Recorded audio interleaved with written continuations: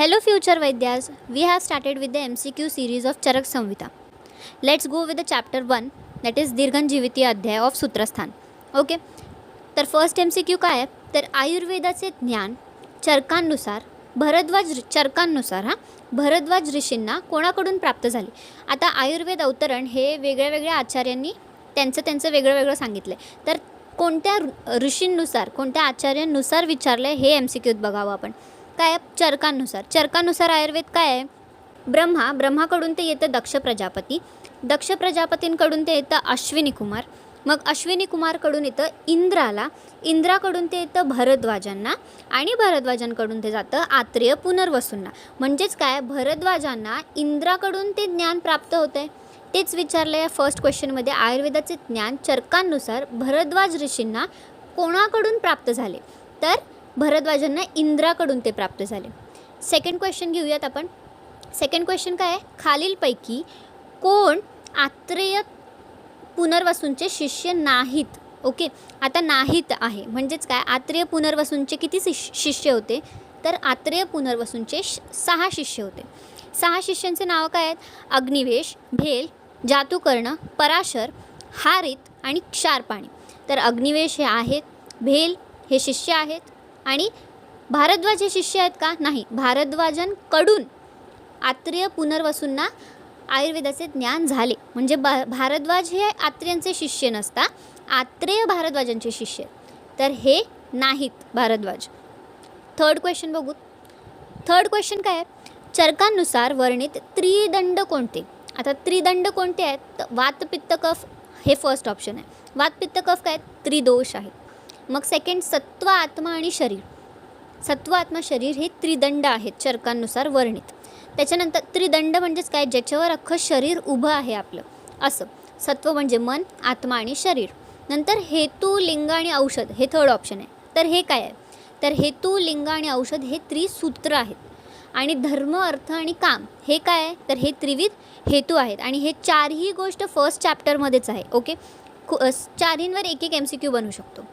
तर ऑप्शन काय आहे, बी. फोर्थ MCQ बघू. चरकांनुसार षटपदार्थांपैकी गुण हा जो पदार्थ आहे तो कोणत्या क्रमांकावर येतो. तर हा खूप इम्पॉर्टंट MCQ आहे. चरकांनुसार षटपदार्थाचा क्रम विचारतात आणि दुसरं वैशेषिकानुसार षटपदार्थांचा क्रम विचारतात. तर चरकांनुसार पहिलं सामान्य, मग विशेष आहे, मग गुण आहे, मग द्रव्य, कर्म आणि समवाय. ओके, सामान्य, विशेष, गुण, द्रव्य, कर्म, समवाय हे 6 पदार्थांचा क्रम आहे. म्हणजेच काय, गुण हा चरकांनुसार 3ऱ्या क्रमांकावर आहे. पहिले 2 काय, सामान्य, विशेष. वैशेषिकांनुसार काय आहे, षटपदार्थांचा क्रम तो पण बघून घेऊया.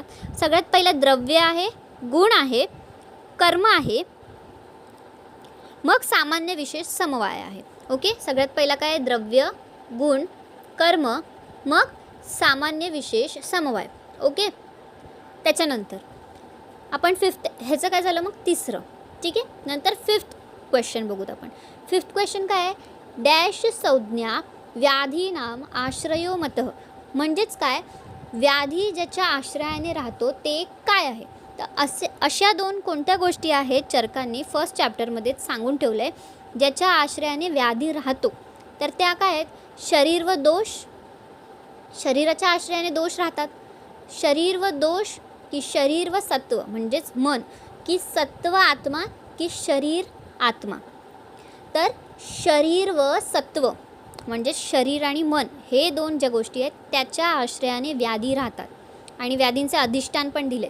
तर व्याधीचे अधिष्ठान शरीरावर कुठे आहे आणि मनावर कुठे, हे अष्टांग हृदयामध्ये दिले आहे फर्स्ट चॅप्टरवरच. त्याचा बी येणार. Next 6th question.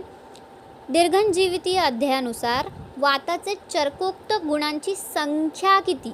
Very important. असं का विचारलं आहे, तर अष्टांग हृदयामध्ये वाताची संख्या, वाताच्या गुणांची संख्या 6 दिली आहे. तसंच दीर्घनजीविती अध्यायामध्ये ती गुणांची संख्या किती आहे, तर 7 आहे. आणि वात कलाकली अध्याय जो फर्स्ट इयरलाच असतो तुमच्या चरक संहितामध्ये, जो वात कलाकली अध्याय, त्यानुसार वाताच्या गुणांची संख्या दिली गेली आहे 6.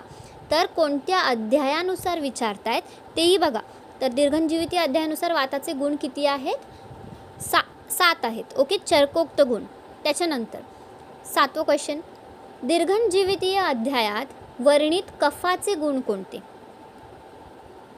तर कफाच्या गुणांचा श्लोक काय आहे? गुरु शीत मृदू स्निग्ध मधुर स्थिर पिश्चिलः. तर यामध्ये कोणता गुण कफाचा नाही आणि कोणता आहे? तर मंद हा गुण कफाचा नाही. मंद हा गुण कफाचाच आहे, पण तो अष्टांग हृदयानुसार फर्स्ट चॅप्टरमध्ये आहे.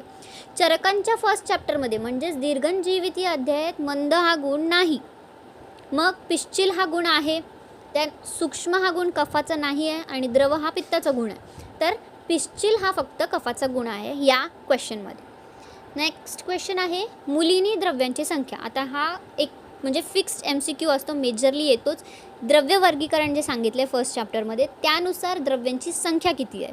तर मुलीनी द्रव्यांची संख्या किती आहे? 16 आहे. व फलिनी द्रव्यांची संख्या किती आहे? 19. ओके. नेक्स्ट क्वेश्चन आहे लवण रसात्मक मूत्र कोणत्या प्राण्याचे आहे?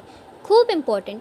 लोक लवण रसात्मक दिसलं ना की उंट टिक करून टाकतात. आता मूत्राचे 8 प्रकार आणि क्षीर म्हणजेच दुधाचे 8 प्रकार फर्स्ट चॅप्टरमध्ये दिलेत. ओके, द्रव्य वर्गीकरणमध्येच. तर लवण रसात्मक काय विचारले ते बघा.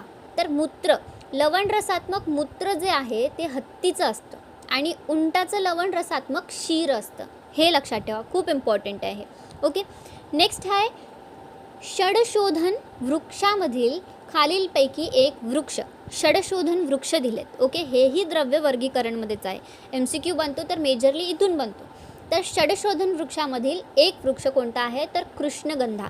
आता हे 6 शोधन वृक्ष कोणते आहेत ते देखील लर्न करून ठेवा.